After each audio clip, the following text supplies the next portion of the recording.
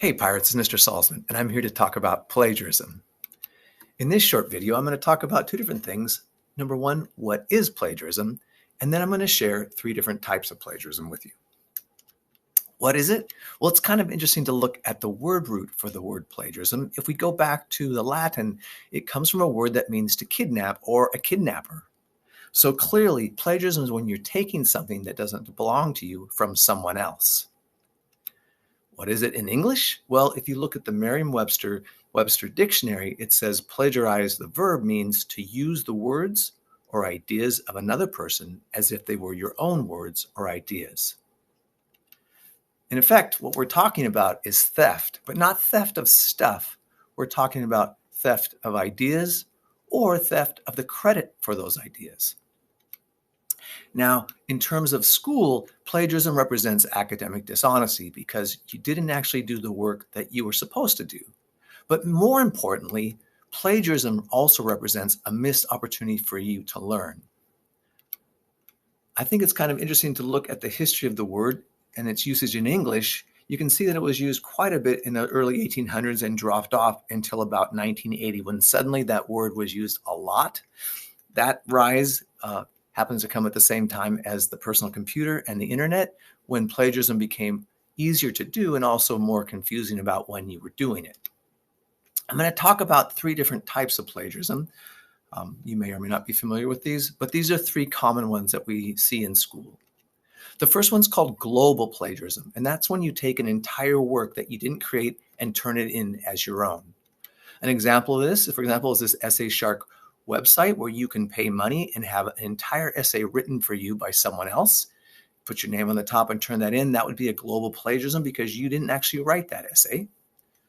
This sometimes happens as well when other people write our essays for us. Maybe they're trying to help us, but if they write the essay and we put our name on it, then again, that would be an example of global plagiarism. A second type of plagiarism is called copy and paste, and that's also called verbatim plagiarism. That's when we find answers, copy them, and then insert them somewhere else.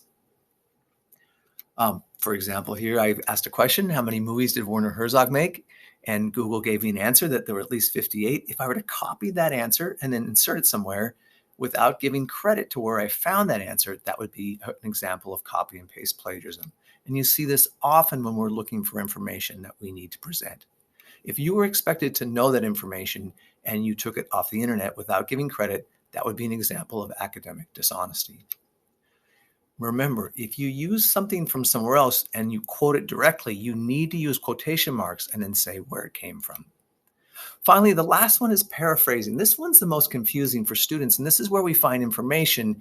We change it into our own words, and we think that we are no longer plagiarizing, but in fact, that information still didn't come from us. Even though we changed the words, in paraphrasing, we need to credit where that information came from. So again, we talked about three different types. And in this one, by the way, changing those words alone does not keep it from being plagiarism because we didn't give credit to where it goes.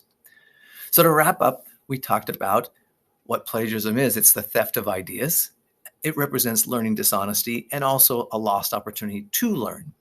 We talked about three different types: global, where we take the entire work and turn it in as our own. We talked about copy and paste, or verbatim plagiarism, where we took answers from one place, copied them, and inserted them somewhere else.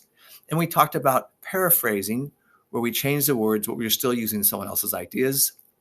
In my next video, I will talk about how to avoid plagiarism in your schoolwork.